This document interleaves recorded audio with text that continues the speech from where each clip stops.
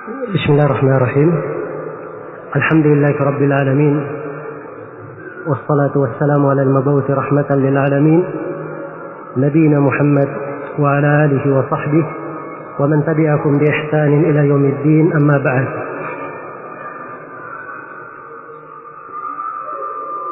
Kemudian di halaman 92 kita jelaskan beberapa etika bagi orang yang ingin berkurban. Ya, tentunya etika-etika ini diterangkan oleh Rasulullah Sallallahu Alaihi Wasallam dan dasar tuntunannya adalah hadits yang diriwayatkan oleh Ummu Salamah bahwa Rasulullah Sallallahu Alaihi Wasallam bersabda, "Idza ra'aitum hilala dzil hijjah wa arada ahadukum an yudhhi falyumsik an sya'rihi wa adfarihi." Dalam sebuah riwayat, "Idza dakhalatil 'ashr wa arada ahadukum an yudhhi fala yamassa min sya'rihi wa basharihi syai'a." Kata beliau, apabila kalian telah melihat hilal Dzulhijjah, yaitu apabila bulan Dzulhijjah sudah masuk dan salah seorang dari kalian berkehendak untuk menyembelih kurban, hendaknya dia menahan rambut dan kuku-kukunya. Di riwayat yang lain, apabila 10 hari awal Dzulhijjah telah masuk dan salah seorang di antara kalian berkehendak untuk menyembelih kurban, janganlah ia menyentuh suatu apapun dari rambut dan kulitnya. Jadi ini dua hadits yang merupakan dasar tuntunan dalam etika bagi orang yang berkurban. Dua hadits ini saya simpulkan darinya 7 rincian. Yang pertama, bila Dzulhijjah telah masuk dan seorang berkeinginan untuk menyembelih hewan kurban, dia tidak diperbolehkan untuk memotong, mencukur dan mengambil rambut, kuku dan kulitnya hingga selesai menyembelih kurbannya. Ini ketentuan yang pertama. Ketentuan yang kedua, bila seorang akan menyembelih lebih dari seekor kurban, ya, jadi misalnya ada seorang berkurban 2 ekor kambing, ya, masuk Dzulhijjah, dia tidak boleh memotong rambut, kulit, ya, mencabut kulitnya ataupun memotong kukunya. Maka yang dia lakukan adalah menunggu sampai dia menyembelih. Kalau dia punya 2 ekor hewan kurban, penyembelihan terhadap hewan kurban yang pertama itu sudah menggugurkan larangan. Jadi dia sudah bebas dari larangan ketika dia menyembelih. Ya, sebab Nabi menyebutkan batasan sampai dia menyembelih, dan penyembelihan terhadap hewan pertama itu sudah masuk dalam kategori dia berudhiyah, menyembelih. Kemudian yang kedua, larangan di dalam hadits ini bersifat haram menurut pendapat yang lebih kuat di kalangan para ulama. Sebab asal kaidah dalam fikih, al-aslu fin nawahi tufidu at-tahrim. Asal dalam larangan memberikan makna pengharaman. Dan di sini Nabi melarang untuk menyentuh kulit dan kuku. Demikian pula memotong rambut, tidak boleh. Maka larangan di sini bersifat pengharaman. Karena itu barang siapa yang melanggar dengan sengaja, dia berdosa. Dia harus bertobat dan memohon ampun kepada Allah. Kemudian yang keempat, larangan dalam hadits ini berkaitan dengan kesengajaan. Jadi kalau misalnya ada orang yang mencukur rambutnya atau mencabut rambutnya, memotong kukunya atau mencabut kulitnya, ya, dalam keadaan dia lupa atau dia tidak tahu hukum dan ketentuan, maka ini tidak ada masalah, tidak ada dosa baginya, ya, karena ini di luar kesengajaan. Sebab Nabi di sini di dalam hadits, ya, menyandarkan kepada kesengajaan. Dan ada hadits umum, Rasulullah sallallahu alaihi wasallam bersabda, "Inna Allah yarfa'u an ummati al-khata wa nisyan wa mastukrihu alaih." Sungguhnya Allah mengangkat dari umatku kesalahan dan kelupaan serta sesuatu yang dipaksakan terhadap mereka. Kemudian yang kelima, hadits di atas itu tidak disebutkan tentang fidyah atau kafarah. Ya, kalau misalnya ada yang mencukur rambutnya, tidak ada kafarahnya, tidak ada fidyahnya. Berbeda dengan orang yang haji. Orang yang haji kapan dia melanggar larangan? Pada saat manasik, dia mencukur rambutnya, mencabut dari kulitnya dengan sengaja, maka dia bayar kafarah atau membayar dam. Iya. Tapi untuk ini tidak ada, sebab Nabi tidak menyebutkan ya, fidyah dan kafarah. Kemudian sabda beliau, dan salah seorang dari kalian berkehendak untuk menyembelih. Ya, jadi larangan ini ditujukan khusus bagi orang yang akan berkurban. Ya. Adapun bila seorang ingin berkurban, seorang perempuan misalnya berkurban, dia tidak mau menyembelih sendiri, tapi dia serahkan kepada orang lain menyembelih, maka yang kena larangan perempuan yang akan berkurban ini, bukan orang yang apa? Yang diwakili. Ya, jelas ya? Saya ingin berkurban. Kebetulan saya ada di kota lain, saya titip kepada seorang untuk mewakili saya, untuk membeli hewan kurbannya dan dia yang menyembelih. Maka untuk orang yang saya titipi, tidak ada hukum yang berlaku padanya. Dijelaskan dia potong rambut dan sebagainya. Tapi saya akan berkurban, dimanapun saya berada, saya harus menahan sampai hewan kurban saya disembelih. Jelas ya? Baik. Jadi ini makna dari hadis. Kemudian yang ketujuh,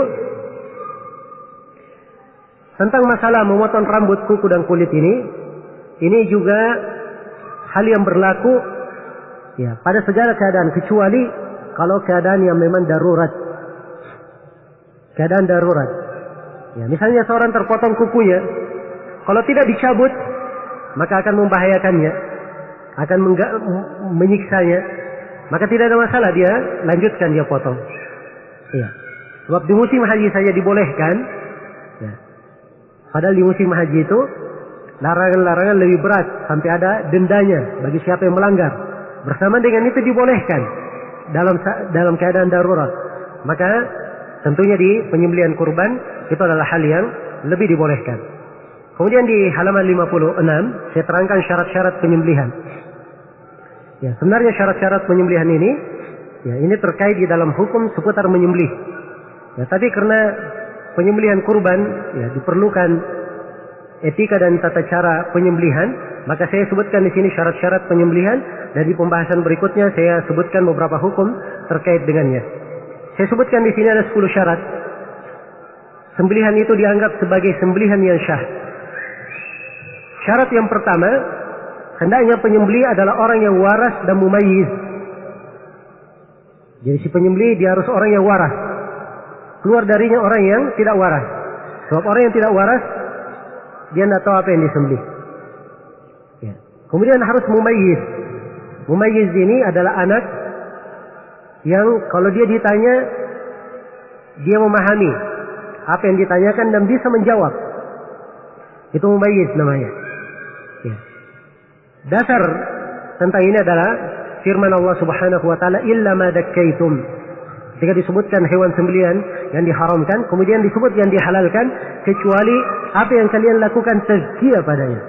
Tazkiyah itu adalah yang disembelih. Ya. Dan dimaklumi penyembelihan itu disertai dengan maksud dan kehendak. Ya, maksud dan kehendak ini tidak tergambar pada orang yang tidak waras dan tidak tergambar pada orang yang tidak mumayyiz. Karena itu disyaratkan dia harus waras dan mumayyiz. Ini syarat yang pertama. Dan syarat ini tidak ada silang pendapat di kalangan ulama. Kemudian syarat yang kedua, si penyembelih haruslah seorang muslim atau seorang kitabi, orang yang bernisbah kepada Yahudi atau Nasrani, dan penyembelihan mereka berdasarkan tuntunan kitab mereka. Jadi penyembelihan yang dihalalkan kalau muslim yang menyembelih, kalau muslim jelas.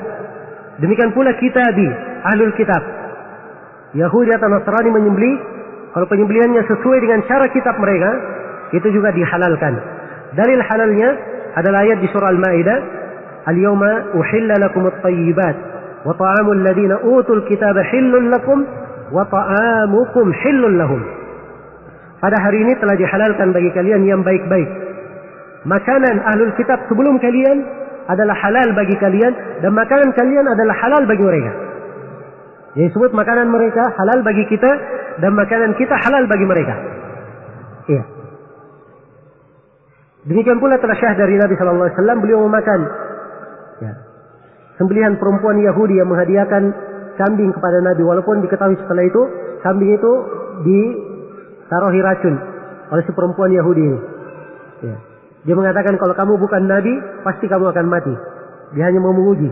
Kalau Nabi dia makan tidak akan mati. Ya. Nabi memakannya dan beliau tidak terpengaruh dengan racun itu, walaupun racun itu ada membekas pada diri beliau dan itu yang mewarnai sakit beliau di akhir hayatnya. Tapi yang menjadi pendalilan di sini bahwa beliau memakan dari sembelihan perempuan Yahudi ini, menunjukkan bahwa itu adalah halal. Tapi ingat, ini kalau disembelih dengan cara ahlul kitab. Adapun kalau mereka menyembelih tidak dengan cara mereka, ya, dia sembelih misalnya dengan nama berhala, ya maka ini tidak halal. Ya, sebab ahlul kitab sebelumnya mereka menyembelih dengan nama Allah. Demikian pula kalau mereka sembelih misalnya dengan cara yang banyak ditekuni sekarang, dengan cara disetrum atau cara dipecahkan kepalanya, itu bukan cara ahlul kitab. Maka itu tidak dihalalkan. Kemudian syarat yang ketiga, si penyembelih memaksudkan penghalalan lewat sembelihan. Jadi dia memaksudkan tazkiyah. Ya, jadi penyembelihan itu adalah penghalalan. Jadi ketika seorang menyembelih, dia sembelih, dia maksudkan untuk menghalalkan hewan ini bisa dimakan. Adapun kalau dia tidak memaksudkan penghalalan, ini tidak syah. Misalnya ada ayam misalnya, ya, terus mematuknya, ya, mengganggu. Akhirnya dia ambil pisau, dia membela dirinya. Ya. Kemudian dia memotong leher ayam tersebut. Ya, ayamnya mati. Ya. Di sini walaupun dia baca, misalnya dia baca basmalah, ya, tapi dia maksudkan membela diri bukan penghalalan, itu tidak syah. Jadi harus dia maksudkan penghalalan. Kemudian yang keempat dari syarat menyembelih, ya, seorang tidak boleh menyembelih untuk yang bukan Allah. Ya. Yakni tidak menyembelih untuk berhala, kuburan, tempat yang dikeramatkan dan sejenisnya. Karena Allah berfirman menjelaskan di antara sembelihan yang diharamkan, wa ma dubiha 'ala nusuk. Ya, dan segala sesuatu yang disembelih untuk berhala.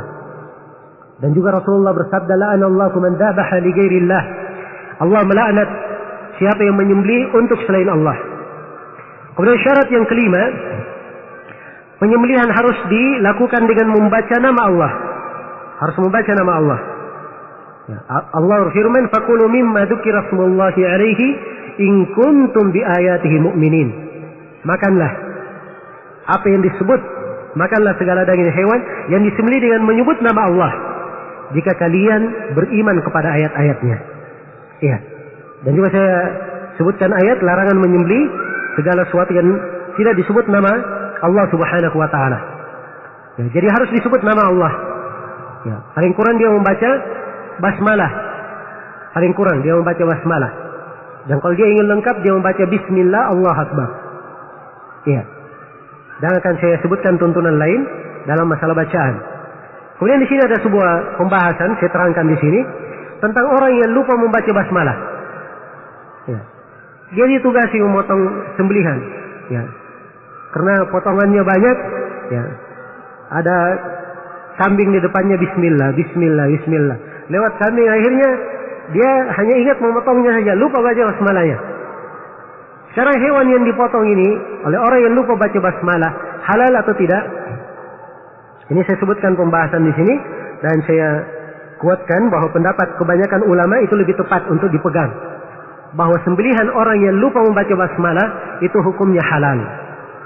Ya, sebab dia lupa, dan orang yang lupa tidak dibebani. Allah berfirman, la yukallifullahu nafsan illa wus'aha.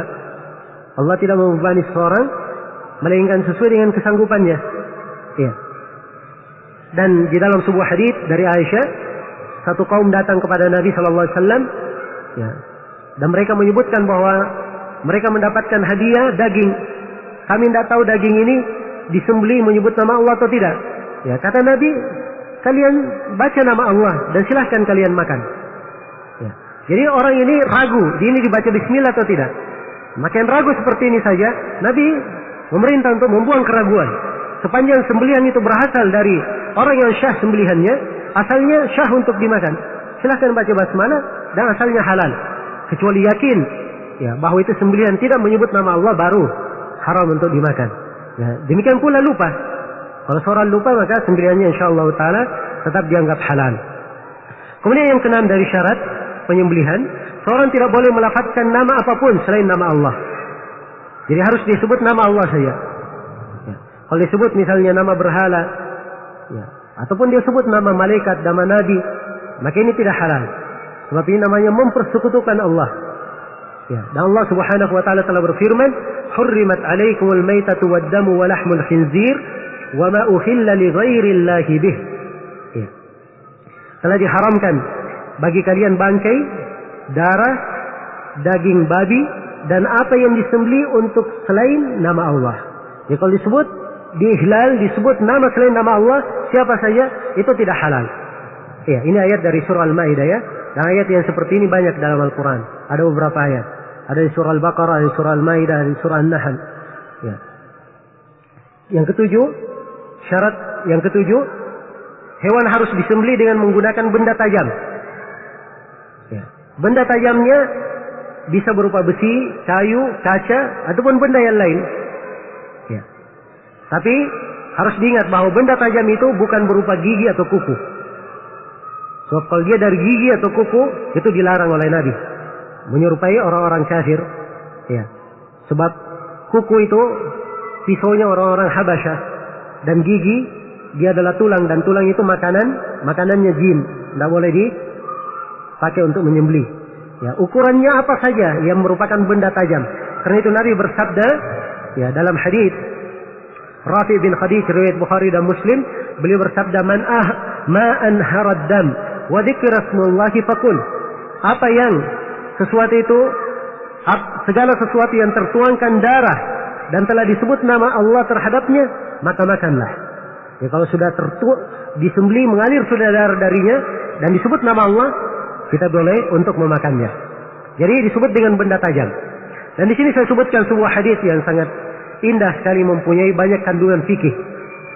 Hadisnya dalam riwayat Bukhari tentang kisah seorang budak perempuan milik Ka'ab bin Malik. Ya, budak perempuan ini mengembala kambing pada suatu tempat. Lalu kambing tersebut tertimpa musibah. Kemudian perempuan tersebut memecah batu, lalu menyembelih kambing itu menggunakan batu. Ya. Kejadian ini diceritakan kepada Nabi Sallallahu Alaihi Wasallam, maka Nabi memerintah mereka untuk memakan kambing tersebut. Artinya kambingnya halal. Ya. Hadits yang mulia ini oleh Ibnu Qudamah disebutkan 7 faedah. Disebutkan 7 faedah. 7 faedah ini boleh kita cermati. Yang pertama, kata Ibnu Qudamah, pembolehan perempuan untuk menyembelih. Sebab ini budak perempuan, dia menyembelih. Kemudian yang kedua, kata Ibnu Qudamah, pembolehan budak perempuan untuk menyembelih. Yang pertama tadi pembolehan perempuan, namanya perempuan secara umum ya, boleh menyembelih. Kemudian yang kedua, pembolehan untuk budak perempuan menyembelih. Kemudian yang ketiga, pembolehan perempuan haid untuk menyembelih. Sebab di dalam hadis Nabi hanya disebutkan perempuan yang menyembelih. Ya, Nabi tidak tanya dia haid atau tidak. Ini menunjukkan haid tidak berpengaruh. Andai kata berpengaruh, Nabi pasti tanya. Ya, Nabi pasti menanyakan, sebab ada pengaruh dalam hukum. Dan tidak mungkin Nabi meninggalkan sesuatu yang memberikan pengaruh. Ya, karena itu Ibnu Qudamah mengambil pendalilan perempuan yang haid, ya, atau tidak haid boleh saja menyembelih. Kemudian yang keempat, pembolehan penyembelihan dengan menggunakan batu. Ya, sepanjang batu itu tajam, bisa mengalirkan darah. Kemudian yang kelima, pembolehan menyembelih hewan yang dikhawatirkan akan mati. Ya, kalau dikhawatirkan mati, dia belum mati, boleh disembelih dan itu halal. Kemudian yang keenam, pembolehan penyembelihan oleh orang yang bukan pemilik hewan, bila hewan tersebut dikhawatirkan mati. Kalau misalnya ada hewan, ya, terkapar di jalan sudah hampir mati, dia boleh saja menyembelih tanpa seizin pemiliknya, tidak perlu dia tanya, ini mana pemiliknya. Ya. Dan si pemilik tidak boleh menuntut dia, oh kamu harus diganti, saya tidak terima, kenapa dipotong. Ya. Jelas ya? Sebab Nabi SAW ya, menunjukkan boleh untuk dimakan. Kemudian yang ketujuh, halal sembelihan orang yang bukan pemilik hewan. Jadi kalau dia sembelih itu halal, walaupun bukan dia yang memilikinya. Ya, sisa masalah hewan itu saja, dagingnya dia boleh untuknya atau tidak itu saja. Ya, kalau dia bukan pemiliknya, dagingnya nggak boleh diambil. Adapun masalah sembelihannya adalah halal. Baik, kita kembali kepada syarat. Syarat yang ke-8, jadi saya sudah sebutkan 7 syarat ya. Syarat yang ke-8, darah telah mengalir dari hewan sembelihan. Ya, kalau disembelih harus ada darah yang mengalir dari hewan. Ya. Baik, harus ada darah yang mengalir. Ya. Kalau unta cara menyembelihnya itu yang cara berdirikan. Berdiri 3 kakinya, 1 kakinya diikat pakai iqal. Ya, kita biasa lihat yang dipakai orang Arab itu di atas kepala. Nah, itu iqal. Itu dulunya biasanya dipakai untuk apa? Ya, mengikat kaki unta. Ya, dan unta ini Masya Allah, memang betul firman Allah Subhanahu Wa Taala, "Afala yanzuruna ilal ibili kaifa khuliqat." Tidakkah mereka melihat kepada unta bagaimana ia dicipta? Betul banyak keajaiban pada unta ini. Ketika akan disembelih juga, ya, gampang diperintah. Ya, tapi kalau dia marah juga luar biasa. Ya, jelas ya. Jadi berdiri dan ketika akan disembelih, unta itu hanya disembelih di pangkal lehernya. Ya, dan mendekati badannya. Ya. Mengalir darinya darah, kemudian dia akan rubuh jatuh. Ini unta. Adapun sapi dan kambing, sunnahnya dibaringkan. Ya, baik. Kalau sudah disembelih mengalir darah, apa ukuran? Ya, apa yang harus terpotong darinya? Saya terangkan di sini bahwa ada silang pendapat di kalangan para ulama. Tapi kalau kita memotong 4 perkara, ini sudah meyakinkan kita sudah keluar dari silang pendapat. Jadi potonglah 4 perkara. Yang pertama adalah kita memotong kerongkongan yang merupakan saluran nafas. Yang kedua tenggorokan yang merupakan saluran makan dan minum. Yang ketiga dan keempat 2 urat tebal yang berada di sekitar kerongkongan dan tenggorokan. Jadi kalau sudah terpotong 4 ini sudah halal dimakan, tidak ada silang pendapat. Ada sebagian ulama yang mengatakan cukup 2, ada yang mengatakan cukup 3. Ya. Jelas ya? Karena itu saya katakan kalau dia potong 4 itu sudah cukup. Sudah cukup. Ya. Tapi jangan ada yang dia potong sampai lepas kepalanya ya. Ya. Ini akan datang pembahasannya tentang makruhnya. Ya, tentang makruhnya. Baik, syarat yang ke-9, hendaknya orang yang menyembelih diizinkan secara syar'i untuk menyembelih. Ya. Jadi izin itu bagi pemilik, dan izin itu kalau hewan tersebut tidak terkait dengan hak Allah. Ya. Misalnya dia hewan di tanah haram, itu tidak terkait dengan hak Allah, tidak boleh diburu, ada larangan. Ya.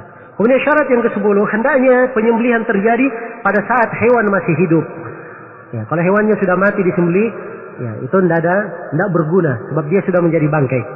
Kemudian saya terangkan di halaman 106 beberapa hukum seputar penyembelihan. Yang pertama saya sebutkan tidak boleh melafadzkan niat, sebab niat itu letaknya dalam hati.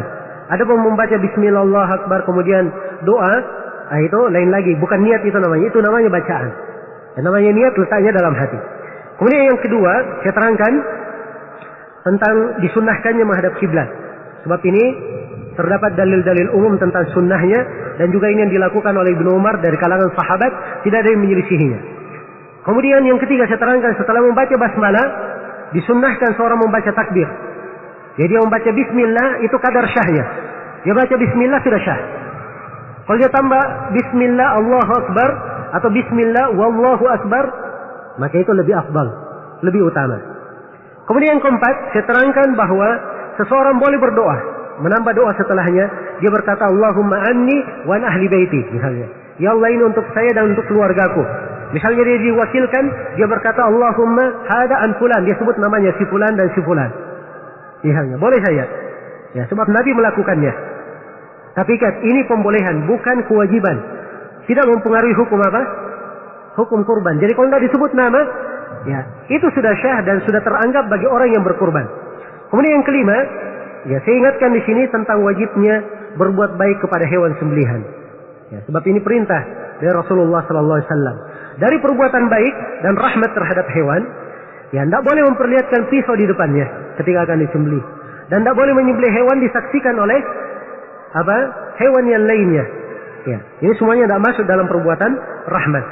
Kemudian yang ketujuh, disunnahkan membaringkan hewan yang disembelih. Ini kalau dia kambing dan sapi. Kalau unta disunnahkan berdiri. Ya. Kemudian yang kedelapan, si penyembelih disunnahkan untuk meletakkan kakinya di badan dekat leher sapi atau kambing yang akan disembelih. Sebab ini akan lebih memudahkan untuk memotong dan akan lebih menyejukkan bagi hewan tersebut. Ya, dan saya sebutkan dalil-dalilnya di sini ya. Kemudian yang ke-9 saya terangkan bahwa terputusnya hewan sembelihan, ya, ketika disembelih itu adalah makruh. Ya, karena dikhawatirkan hewan tersebut mati bukan karena penyembelihan, melainkan karena lehernya terputus. Jelas ya? Jadi sunnahnya disembelih jangan terputus lehernya. Jangan terputus lehernya. Kapan lehernya terputus? Hukumnya dirinci. Kalau misalnya setelah lehernya terputus hewannya masih bergerak-gerak, ya, sampai dia mati, ini menunjukkan dia mati karena lehernya yang mati karena penyembelihan. Adapun kalau lehernya terputus langsung mati tidak bergerak, ini menunjukkan bahwa dia mati karena lehernya terputus, dan itu terhitung bangkai. Tidak terhitung syah hewannya seperti itu. Ya, dan ini peringatan ya kalau di Indonesia masya Allah, ya, orang-orangnya ahli menyembelih. Ya. Tapi di sebagian negeri, ya, seperti pengalaman dulu di Yaman, ya, saya pernah menyembelih ayam, tidak putus lehernya. Ya, anak-anak Yaman menertawai, katanya ini orang tidak tahu menyembelih. Ya, sebab biasanya mereka sembelih ayam itu sampai putus lehernya. Ya, baik. Ya, itu kesalahan ya. Kemudian saya terangkan di sini di pembahasan yang ke-10 bahwa penyembelihan itu boleh dilakukan di malam hari. Ya, sebab tidak ada dalil yang kuat yang melarang tentang hal itu. Kemudian yang ke-11 saya terangkan bahwa setiap orang yang menyembelih udhiyahnya masing-masing. Ya. Setiap orang sebaiknya menyembelih udhiyahnya masing-masing. Itu yang paling afdal. Sebab Nabi beliau menyembelih dengan tangannya sendiri. Dan boleh diwakilkan sebab Nabi juga pernah menyembelih hewan yang sangat banyak, lebihnya diwakilkan kepada Ali bin Abi Thalib untuk menyembelihkannya. Kemudian yang ke-12, hewan udhiyah ya tidak boleh dijual, baik daging, kulit maupun bagian yang lainnya. Ya. Dan apabila dia menggunakan jasa tukang penyembelih, maka hendaknya dia memberikan si orang yang menyembelih itu, tukang sembelih itu dia berikan upah tersendiri, tidak ada upah tersendiri bukan dari hewan kurban. Ya, bukan dari hewan kurban. Dan ini biasa kita saksikan ya. Kadang kulit dijual oleh orang yang berkurban, atau kadang dia sewa penyembelih, imbalannya dikasih kulit. Ini tidak boleh. Harusnya kalau dia menyembelih ditanya berapa biaya sembelihan. Dikatakan 30.000, kasih 30.000. Ya, jelas ya. Supaya biaya lain daripada hewan sembelihan. Kalau misalnya orang yang menyembelih miskin ingin diberi, tidak ada masalah, kasih daging. Ya, tapi upah jangan sampai diberi dari apa? Dari hewan kurban. Sebab Nabi SAW memberikan ketentuan di dalam hal ini. Kata Ali bin Abi Thalib, amarani Rasulullah SAW an aquma ala badani wa natasaddaqa bilahmihi wa juludiha wa ajillatiha wa la'uti al-jazzara minha qala nahnu nu'tihi min indina. Kata beliau, Rasulullah memerintah saya untuk mengurus unta-unta beliau. Juga beliau memerintah saya untuk bersedekah dengan daging, kulit dan sesuatu yang dipakai di punggung unta. Serta beliau memerintah saya agar saya tidak memberi upah sembelihan itu kepada tukang sembelih. Beliau berkata kami akan memberi dia dari sisi kami. Maksudnya diberi khusus dari Nabi Sallallahu Alaihi Wasallam. Iya. Jadi kalau misalnya kulit mau dijual, orang yang berkurban tidak boleh menjualnya. Yang boleh menjual itu adalah orang yang diberi. Ya. Kulitnya saya beri kepada orang miskin, saya beri kepada tetangga, kerabat. Dia mau jual kulitnya silahkan. Ya. Tapi saya sendiri yang berkurban tidak boleh saya menjual. Tidak boleh saya menjualnya. Baik, yang ke-13. Ya, perempuan baik suci maupun haid, anak kecil mumayyiz itu boleh untuk menyembelih. Anak kecil pun boleh menyembelih kalau dia mumayyiz. Ya, sembelihannya syah dengan syarat-syarat yang telah kita sebutkan. Adapun orang yang buta, makruh hukumnya dia menyembelih. Ya, walaupun kadang syah sembelihannya, tapi makruh. Sebab mungkin saja dia akan menyakiti sembelihan itu. Ya. Kemudian yang ke-14, hewan yang memang dasarnya haram untuk dimakan, hukumnya tetap haram. Walaupun disembelih tidak akan menjadi halal. Ya. Walaupun disembelih tidak menjadi halal. Kemudian hewan disyaratkan yang disembelih, yang syarat penyembelihan ini berlaku untuk hewan darat. Adapun hewan laut itu tidak harus disembelih. Tidak harus disembelih. Kemudian saya ingatkan di sini bagi hewan yang misalnya sulit untuk ditaklukkan karena dia terlalu liar, ya, maka ditebas bagian apapun dari hewan itu sampai dia mati tidak ada masalah. Ya. Sebab ini pernah terjadi di masa Nabi, ada unta yang akan disembelih, dia ribut kemudian lari. Ya. Maka seorang sahabat melemparnya dengan panah sampai dia mati. Maka Nabi SAW berkata, sungguhnya hewan-hewan ini punya kebuasan seperti ini. Kalau terjadi keadaan seperti ini, lakukan seperti itu. Ya. Lakukan seperti itu. Baik. Kemudian di sini di pembahasan yang ke-116, saya terangkan seputar memakan dan membagi daging hewan kurban. Kesimpulan dari pembahasan bahwa ya, hewan kurban itu harus ada yang dimakan, harus ada yang dibagikan, dan harus ada yang dihadiahkan. Ya. Jadi kalau misalnya dia menghadiahkan seluruhnya, dia sedekahkan seluruhnya, ini bukan hal yang afdal. Afdalnya dia makan sebagian dari apa? Sembelihannya. Sebab Nabi, ya manusia yang paling afdal, ya bersama dengan itu, beliau juga memakan sebagian dari apa? Sembelihannya. Ya, menunjukkan ini yang paling afdalnya dan paling utamanya. Ya, kemudian memang ada sebagian hadis yang melarang menyimpan daging kurban lebih dari 3 hari, disimpan di rumah. Ya, tapi hadis-hadis ini adalah hadis yang sudah mansukh, sudah terhapus hukumnya. Diterangkan oleh hadis yang lain bahwa Nabi pernah memakan hewan bekal kurbannya sampai beliau tiba di Madinah dan dilalui perjalanan ke Madinah 8 hari. Ya, 8 hari. Ini menunjukkan bahwa hukum telah terhapus. Hukum telah terhapus. Itu hukum disyariatkan di awal-awal Islam, kemudian telah dihapus. Baik, ini akhir dari pembahasan yang terkait dengan kurban. Kemudian dari halaman 120 dan seterusnya sampai 160 itu saya uraikan tentang keutamaan 10 hari Dzulhijjah. Saya uraikan di sini 2 ayat yang menjelaskan tentang keutamaan 10 hari Dzulhijjah. Ya, dan ayat yang berbunyi walayalin ashr di surah Al-Fajr, banyak para ulama yang menafsirkan itu adalah malam Dzulhijjah. Malam Dzulhijjah. Dan juga Allah Subhanahu wa taala berfirman, "Wa yadhkuru ismallahi fi ayyamin ma'lumat." Dan supaya mereka menyebut nama Allah pada hari-hari yang telah dimaklumi. Hari-hari yang telah dimaklumi ini yang dimaksud adalah hari-hari Dzulhijjah sebagaimana ditafsirkan oleh sejumlah ahli tafsir. Ya. Sampai sebagian ahlul ilm menyimpulkan bahwa itu adalah hari yang paling afdal. Ya, hari-hari 10 hari Dzulhijjah adalah yang paling utama. Karena di dalam 10 hari Dzulhijjah ini terdapat pokok-pokok ibadah tidak ada di hari-hari yang lainnya. Di hari-hari Dzulhijjah terdapat salat, puasa, sedekah, haji, dan ini tidak terjadi di hari-hari yang lainnya. Ya. Dan di antara dalil yang menunjukkan keutamaannya adalah hadis yang mulia dari Nabi sallallahu alaihi wasallam. Diriwayatkan oleh Ibnu Abbas, ya, dari Nabi sallallahu alaihi wasallam, beliau bersabda, "Ma min ayyamin al-amalu salihu fihinna ahabbu ila Allah min hadhihi al-ayyamil 'ashr." Tidak ada suatu hari pun yang amalan salih pada hari-hari itu lebih dicintai oleh Allah daripada 10 hari ini. Para sahabat bertanya, "Ya Rasulullah, walal jihad fi sabilillah?" Sahabat bertanya, "Wahai Rasulullah, tidak pula dilebihi oleh jihad di jalan Allah?" Rasulullah sallallahu alaihi wasallam menjawab, "Walal jihadu fi sabilillah illa rajulun kharaja bi nafsihi wa malihi falam yarji' min dzalika bi syai'." Ya, tidak pula jihad di jalan Allah kecuali orang yang keluar berjihad dengan jiwa dan hartanya, kemudian dia tidak kembali lagi dengan sesuatu apapun dari hal tersebut. Jadi Nabi terangkan bahwa beramal pada 10 hari Dzulhijjah ini lebih utama daripada jihad. Ya, kecuali kalau dia berjihad dengan harta dan jiwanya gugur di medan tempur, itu baru dia lebih utama. Jadi beramal di 10 hari ini semuanya utama, 10 hari ini. Dan dimaklumi ya, penggunaan 10 hari maksudnya hari bersama malamnya. Hari bersama malamnya. Ya, karena itu saya sebutkan di sini dari fikih hadis yang mulia ini, ya, banyak sekali pelajaran yang bisa diambil. Yang pertama menunjukkan keutamaan beramal pada 10 ya, hari awal Dzulhijjah.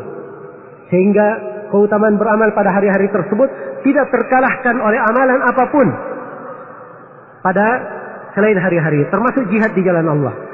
Kecuali jihad termasuk jihad yang tidak mengakibatkan seorang itu mati syahid karenanya. Ya. Karena itu para ulama seperti Abu Utsman An-Nahdi mengatakan para sahabat dan para tabi'in mengagungkan 3-10. Ya, mereka mengagungkan 3-10. 10 yang pertama 10 hari terakhir di bulan Ramadan. 10 yang kedua 10 hari pertama di awal Dzulhijjah. 10 yang ketiga adalah 10 hari pertama dari bulan Muharram. Dari maklumi Muharram adalah tempat yang paling afdal berpuasa.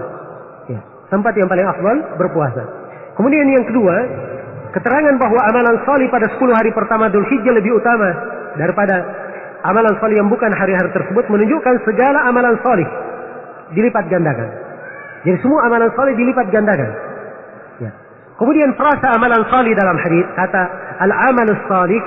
Ya, ini konteksnya umum, seluruh jenis amalan salih yang disyariatkan. Apakah itu berupa pelaksanaan haji, puasa Arafah, ya, berkurban, berpuasa, memperbanyak takbir, ya, Dia menyambung silaturahmi, berbakti kepada orang tuanya, mengunjungi keluarganya, mengunjungi orang sakit dan selainnya, semuanya masuk dalam amalan saleh. Di 10 hari Dzulhijjah itu lebih dilipat gandakan. Ya. Kemudian dalam hal memperbandingkan keutamaan, yang mana lebih utama? 10 hari pertama Dzulhijjah atau 10 malam terakhir di bulan Ramadan? Ini ada dua pendapat di kalangan para ulama. Kebanyakan para ulama merinci begini. Dari hari, maksudnya siangnya, yang paling utama adalah 10 hari awal Dzulhijjah. Kalau malam, yang paling utama adalah 10 malam akhir Ramadan. Ini pendapat kebanyakan ulama. Kalau Ibnu Rajab tidak. Ibnu Rajab memandang secara mutlak 10 awal pertama Dzulhijjah lebih utama di antara seluruh hari yang lainnya dalam setahun, termasuk Ramadan. Ya, karena memang konteks hadits Nabi sallallahu alaihi wasallam mengisyaratkan hal yang seperti itu. Yang jelas ini saya uraikan, sengaja saya uraikan, ya, untuk menunjukkan kepada kita bahwa 10 hari ini adalah 10 hari yang agung. Sangat merugi seorang hamba kalau dia melewati hari-hari itu, ya, tidak dengan amalan yang salih, tidak dia gunakan hari-hari itu dengan kebaikan. Makanya setelahnya saya sebutkan amalan-amalan yang disyariatkan di 10 hari ini. Di antara yang disyariatkan saya sebutkan di halaman 128, syariat puasa pada awal Dzulhijjah. Saya bawakan hadis di sini sebagai landasan tuntunan dari sebagian istri Nabi bahwa Nabi sallallahu alaihi wasallam itu berpuasa pada hari Asyura, pada 9 hari Dzulhijjah. Jadi beliau berpuasa pada hari Asyura dan 9 hari Dzulhijjah. Tanggal 1 pagi, tanggal 9. Beliau berpuasa. Dan ini hadis sahih. Hadis sahih. Ya. Sebagian ulama ada yang memandang bahwa tidak disyariatkan berpuasa kecuali hari Arafah saja.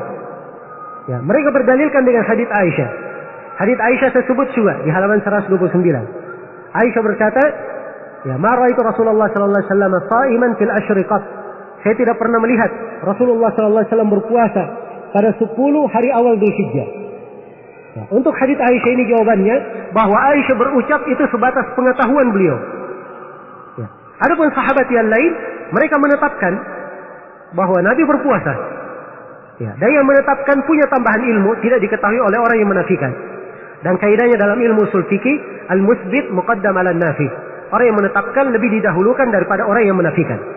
Ya, karena itulah kebanyakan ulama, ya saya bawakan di sini ucapan para ulama dalam mengkompromikan dua hadis bahwa berpuasa tanggal 1 sampai tanggal 9 itu tetap disyariatkan. Tetap disyariatkan.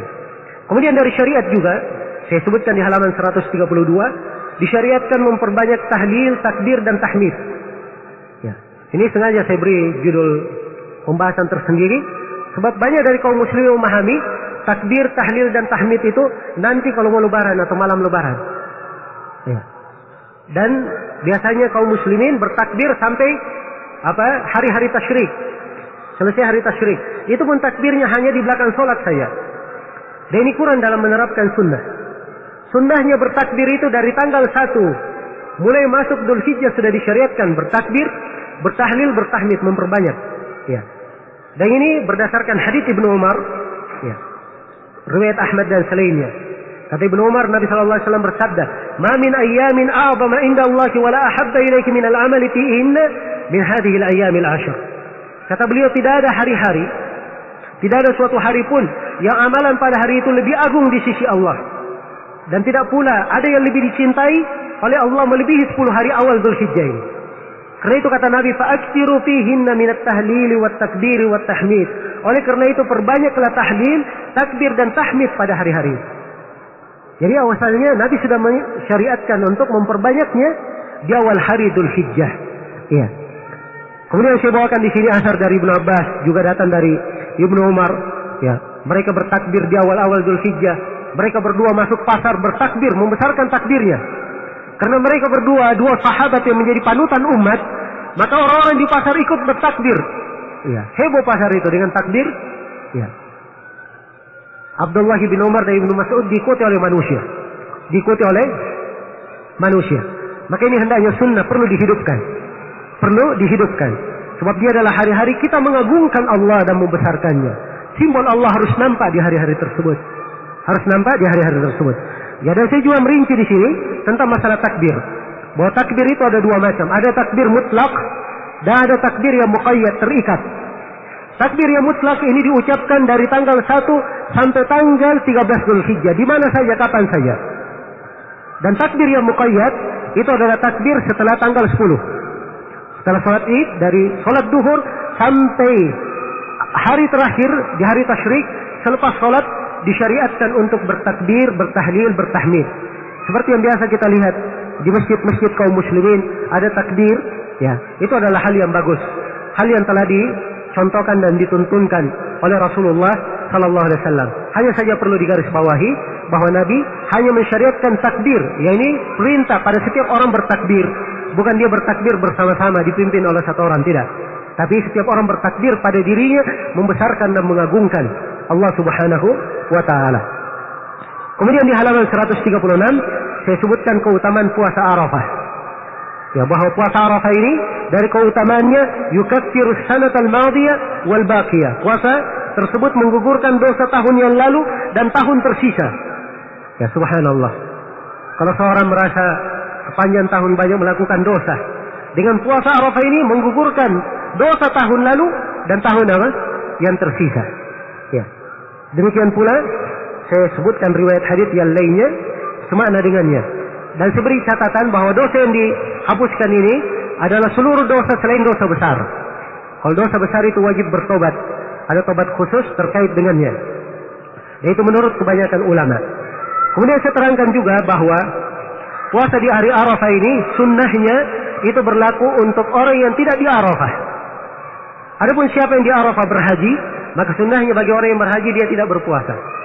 Tapi dia menyibukkan diri, memperkuat dirinya untuk memperbanyak ibadah dan doa di hari Arafah. Di hari Arafah. Ya, dan orang yang haji perlu banyak tenaga, ya, untuk melaksanakan aktivitas hajinya.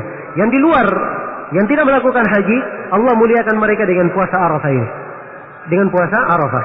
Ya, kemudian di halaman 141, seterusnya ini panjangnya, saya uraikan pembahasan hadis, ya, tentang doa yang paling afdal diucapkan di hari Arafah. Sebenarnya siapapun berdoa, boleh saja berdoa apapun di Arafah. Saat yang bagus untuk berdoa. Ya. Tapi bacaan yang dibaca oleh Nabi, bacaan yang dibaca oleh Nabi dan para Nabi sebelum beliau, yaitu membaca La ilaha illallah wahdahu la syarikalah, lahul mulku wa lahul hamd, wa huwa ala kulli syai'in qadir. Maka ini doa yang hendaknya dibaca, diperbanyak di hari Arafah. Ya. Diperbanyak di hari Arafah. Ya, dan khusus terkait dengan puasa Arafah. Puasa Arafah itu dilakukan walaupun pas bertepatan dengan hari Jumat. Ya, sebab sebagiannya menganggap kalau hari Jumat tidak boleh berpuasa. Boleh saja dia berpuasa, sebab dia berpuasa di situ bukan karena Jumatnya, tapi karena Arafahnya. Karena Arafahnya. Maka dia bertepatan hari Jumat pun tidak ada masalah. Ya, kemudian di pembahasan dari halaman 153 diterangkan keutamaan hari Nahar. Ya, yaitu hadits Abdullah bin Qurab. Rasulullah sallallahu alaihi wasallam bersabda, "A'zamul ayyami 'inda Allah yaumun nahar thumma yaumul qar." Hari yang paling agung di sisi Allah adalah hari Nahar, kemudian hari Qar, hari menetap, yaitu hari ke-11 Dzulhijjah. Yang disebut dengan nama hari Al-Qar. Ya, hari itu dari tanggal 8 sampai tanggal 13 ada nama khususnya. Tanggal 8 disebut dengan nama hari Tarwiyah. Tanggal 9 disebut dengan nama hari Arafah. Tanggal 10 disebut dengan nama hari Nahar. Tanggal 11 disebut dengan nama Yaumul Qar, hari Al-Qar. Tanggal 12 disebut dengan nama Yaumun Nafaril Awal. Tanggal 13 disebut dengan nama Yaum An-Nafar As-Sari. Ini penamaan. Ya, penamaan-penamaan dinamakan oleh Nabi sallallahu alaihi wasallam. Dan yang paling agungnya di seluruh hari dalam setahun, yang paling agungnya adalah hari Nahar. Ini yang paling agungnya. Ya. Dan ini perhatikan, Nabi sallallahu alaihi wasallam mengatakan a'zamul ayyam, hari yang paling agung. Dan kata paling itu menunjukkan tidak ada yang lebih baik daripada itu. Tidak ada yang lebih baik daripada itu. Ya. Kemudian di halaman 156 saya terangkan beberapa hukum seputar hari-hari tasyrik. Ya, saya terangkan apa hari-hari tasyrik itu. Bahwa hari-hari tasyrik yang dimaksud adalah tanggal 1, tanggal 11, 12 dan 13 Dzulhijjah. Itu yang disebut dengan hari-hari tasyrik. Ya. Ada ayat yang sebut wadhkurullaha fi ayyamin ma'lumat. Berzikirlah kalian menyebut nama Allah pada hari-hari yang berbilang. Hari yang berbilang ini di kebanyakan ahli tafsir disebut hari-hari tasyrik. Dan di dalam hadits Nubayshah al-Hudali, Rasulullah sallallahu alaihi wasallam bersabda, "Ayyamut tasyrik ayyamu aklin wa syurbin." Dalam sebuah riwayat, "Wa dzikrin lillahi ta'ala." Hari-hari tasyrik adalah hari-hari makan dan minum. Dalam sebuah riwayat ditambah, serta hari-hari berzikir kepada Allah. Jadi hari-hari tasyrik, hari makan dan minum. Karena itu haram berpuasa. Tanggal 11, 12, 13 tidak boleh berpuasa. Berpuasa itu hanya disyariatkan tanggal 1 sampai tanggal 9 saja. Tanggal 10 juga haram berpuasa sebab hari Id. Sebagaimana Idul Fitri juga haram berpuasa. Ya. Umat Islam ada 5 hari dalam setahun tidak boleh berpuasa. Idul Fitri, Idul Adha, dan 3 hari tasyrik. Ini 5 hari.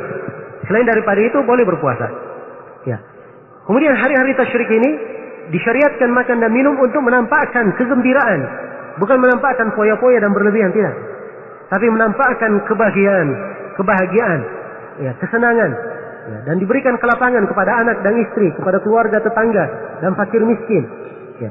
Kemudian hari-hari tasyrik ini disyariatkan memperbanyak zikir kepada Allah. Di hari berzikir. Ya.